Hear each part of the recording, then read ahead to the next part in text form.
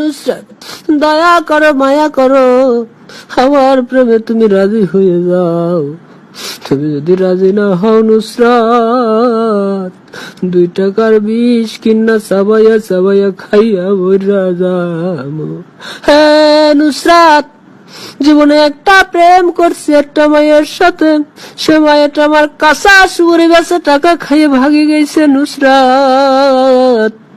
সেই কষ্ট এখনো ভুলতে পারে না নুসরাত।